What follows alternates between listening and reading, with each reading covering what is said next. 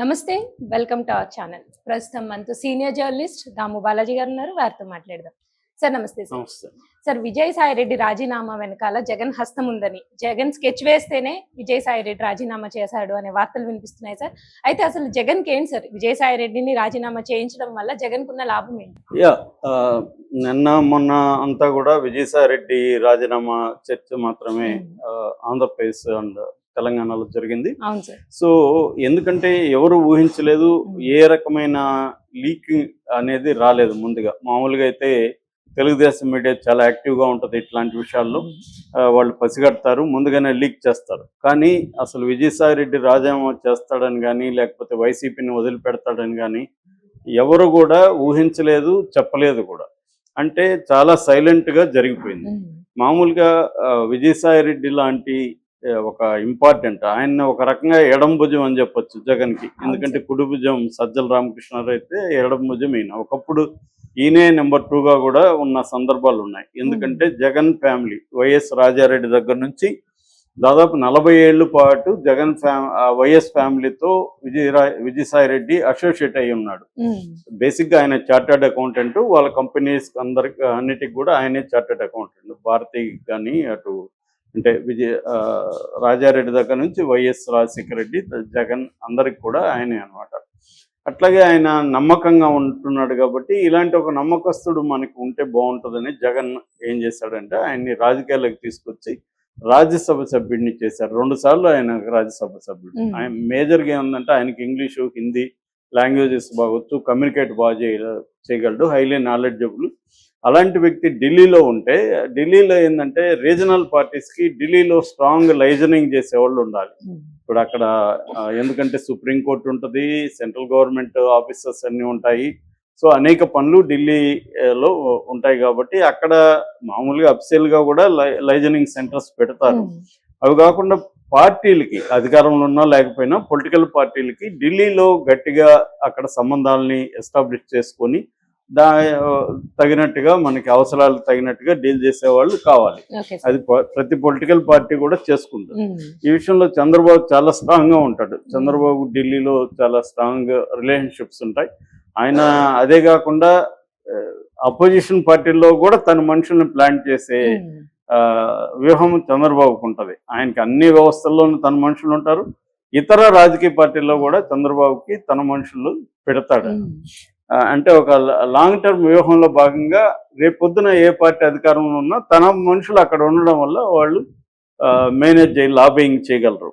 So అది important కూడా. చంద్రబాబు చేసిన దాంట్లో ఏమాత్రం ఇది లేదు. ఎవరైనా చేయాలి, చేయకపోతే సర్వైవల్ అనేది కష్టమైపోతుంది. అందులో ఇవాళ వెరీ కాంపిటేటివ్ వ్యవహారం ఉంది. దాని ఏమంటారు, ఫ్లూయిడ్ స్టేట్ అంటారు. అంటే ఏదో మనం గెలిచేసాము హాయిగా మనం పరిపాలన చేసుకుందంటే కుదరదు. గెలిచిన ప్రభుత్వాలని పడగొట్టేస్తా ఉన్నారు, లేకపోతే తొక్కేసి పొలిటికల్ పార్టీలని కంప్లీట్గా తొక్కేసి ఆ స్థానంలోకి తాను రావాలని బీజేపీ ట్రై చేస్తుంది. అంటే బీజేపీ ఎప్పుడూ లేని ఒక అగ్రెసివ్ స్టాండ్లో ఉందన్నమాట ఇవాళ. అంటే ఏ పార్టీ కూడా ఇప్పటివరకు అంత అగ్రెసివ్గా లేదు. బీజేపీ అగ్రెసివ్గా ఉంది. ఈ అగ్రెసివ్ పాలిటిక్స్ని తట్టుకోవడం అనేది ఇవాళ వెరీ డిఫికల్ట్. అందుకనే ఢిల్లీ స్థాయిలో కూడా ఒక నమ్మకస్తులు ఉండాలి, టాలెంటెడ్ ఉండాలి. ఈ 2 క్వాలిటీస్ ఉండాలన్నమాట.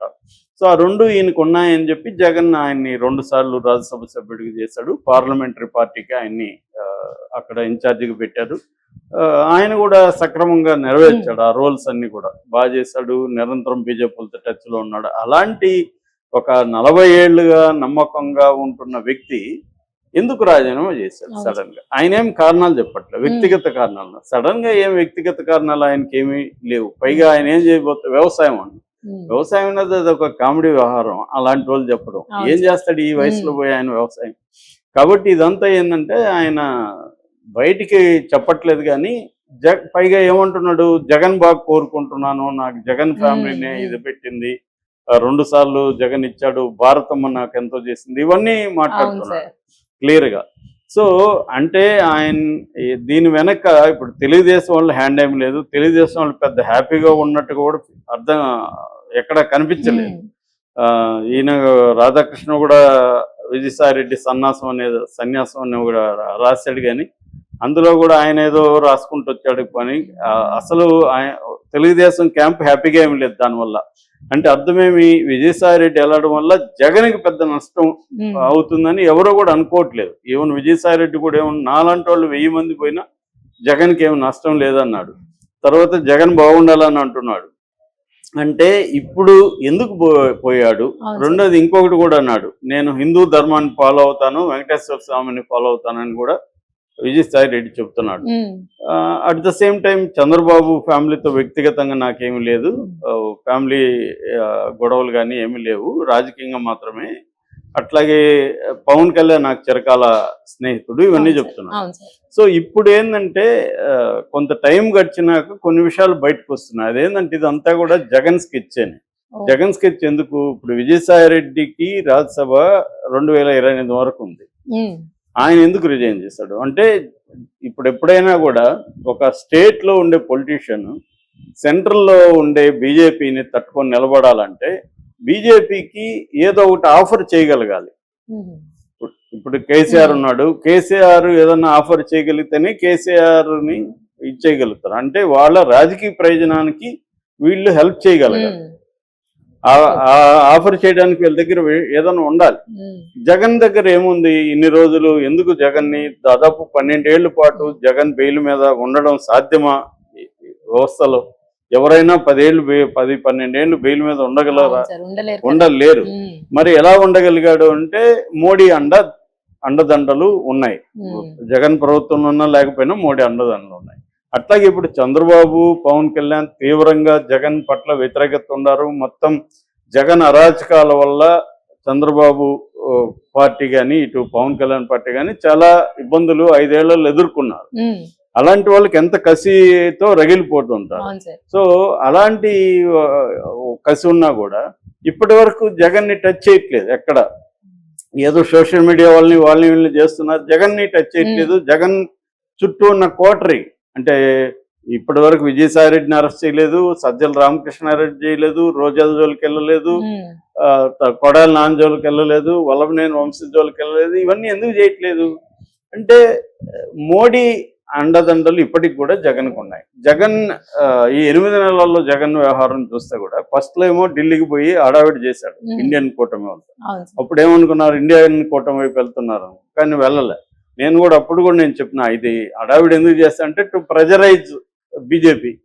మీరు కానీ నన్ను పట్టించుకోకపోతే నాకు ఆల్టర్నేటివ్ లేదు, నేను అటు పోవాల్సి వస్తుంది అని ఒక ప్రెజర్ చేయడానికి తప్ప జగన్ కి ఇంటెన్షన్ ఏమీ లేదు. ఎందుకంటే బిల్లులకు అడగకపోయినా జగన్ నుంచి మద్దతు వస్తుంది. సో ఇప్పుడు ఏంటంటే జగన్ దగ్గర ఏముందో ఆఫర్ చేయడానికంటే రాజ్యసభ సభ్యులు ఉన్నారు. 11 మంది ఉండేవాళ్ళు, వాళ్ళలో కొంతమంది పోయారు. ఇప్పుడు మిగిలిన వాళ్ళని బీజేపీకి అప్పగించడానికి జగన్ ఒక ఆఫర్ ఇస్తున్నాడు. ఒకటి. రెండోది, గత ఎన్నికలప్పుడు జగన్ ఫండింగ్ అనేది చాలా రాష్ట్రాలకి బీజేపీకి చేశాడనేది కూడా ఇది ఉంది. నిజానికి ఫండింగ్ బీజేపీకి పెద్దగా అవసరం లేదు. వాళ్ళకి దేశంలో అతిపెద్ద కంపెనీలుగా ఉంటున్న రిలయన్స్, అదానీలే వాళ్ళ కంట్రోల్లో ఉంటారు. 1000 కోట్లు వాళ్ళు ఇవ్వగలరు బీజేపీకి. జగన్ ఇవ్వాల్సిన అవసరం ఏం లేదు. కానీ జగన్ ఆఫర్ చేసేటప్పుడు నేను ఉంది అంటే తీసుకోవడానికి వాళ్ళకి ఏమి ఇబ్బంది, అదే డబ్బు ఎవరికి చేదన్నట్టుగా. సో అందువల్ల అదొకటి. రెండవది, బీజేపీకి జగన్ని కానీ వీకెన్ చేసేస్తే కంప్లీట్ గా చంద్రబాబు బలపడతాడు. చంద్రబాబు బలపడడం బీజేపీకి ఇష్టం లేదు. బీజేపీ ఏం ప్లాన్ వేస్తుందంటే, మామూలుగా ఆంధ్రప్రదేశ్లోనే రాజకీయాలు అంటే కులం లేకుండా రాజకీయాలు ఉండవు. ఎందుకంటే తెలుగుదేశం అంటే కమ్మ, జగన్ గాని వైఎస్ అంటే రెడ్డి, పవన్ కళ్యాణ్ అంటే కాపు. ఇది కదా, ఇది అందరికి తెలిసిందే, దీంట్లో ఏమి దాపరికం లేదు. ఇవి ఉంటూ మిగతా కులాలని ఆర్గనైజ్ చేసుకోవడం, సోషల్ ఇంజనీరింగ్ చేయడంలోనే సక్సెస్ ఉంటుంది. సో బీజేపీ ఏం ప్లాన్ చేస్తుందంటే, కమ్మ కాపు కాంబినేషన్ ని మనం కబ్జా చేయాలి. చంద్రబాబు సక్సెస్ కావడానికి కమ్మ కాపు కాంబినేషనే. పవన్ కళ్యాణ్ అనే వ్యక్తి లేకపోతే కాపు పాపులేషన్ చంద్రబాబు సపోర్ట్ చేయకపోతే చంద్రబాబు ఈ స్థాయిలో వచ్చేవాడు కాదు. నిన్న కూడా ఒక హోర్డింగ్ పెట్టారు అక్కడ కడప దగ్గర, ఎక్కడో పవన్ కళ్యాణ్ అభిమానులు. మనం కానీ లేకపోతే జగన్కి 11 కాదు 110 వచ్చేవి, చంద్రబాబు ఓడిపోయేవాడు ఇప్పుడేమో నిన్ను అవమానిస్తా ఉన్నారు, నీకు వ్యతిరేకంగా మాట్లాడుతున్నారు, అన్న నువ్వు ఎప్పుడు తెలుసుకుంటావు అన్నట్టుగా వాళ్ళు ఓటింగ్ పెట్టారు జనసేన వాళ్ళు. అది వాస్తవం కూడా. అందువల్ల పవన్ కళ్యాణ్ని కాపు కమ్మని కలపడం ద్వారానే చంద్రబాబు అధికారంలోకి వచ్చాడు. కాబట్టి ఈ కాపు కమ్మ కాంబినేషన్ ని మనం తీసుకుందాం అనేది ఇప్పుడు BJP plan. So BJP plan ఏంటంటే జగన్ ఎలాగో మన కంట్రోల్లో ఉన్నాడు, చంద్రబాబును మనం డిపెండబుల్ కాదు, రెండోది చంద్రబాబుని తొక్కేసి ఎన్టీఆర్ అభిమానులు కమ్మ అంటే కమ్మలోనే ఒక ఎన్టీఆర్ సెక్షన్ ఉంటుంది, వాళ్ళు చంద్రబాబుని వ్యతిరేకించే వాళ్ళు చాలా మంది ఉన్నారు. సో అలాంటి టీములను తీసుకొని కాపు ఎట్లాగో ఉంది కాబట్టి తీసుకుంటే బీసీలని ఆర్గనైజ్ చేసుకుంటే మనమే సొంతంగా అధికారంలోకి రావచ్చు అనేది బీజేపీకి ఉన్న స్టాండ్. దానికోసమే ఈయన దగ్గర రిజైన్ చేయించారు. ఈయన బీజేపీలన్నా చేరతాడు త్వరలో, ఎవరు విజయసాయి రెడ్డి, లేదు బీజేపీకి దగ్గరగా ఉండి పనిచేస్తాడు ఇండిపెండెంట్ గా అయినా, అది ప్లాన్ అని చెప్తున్నారు. సో ఇది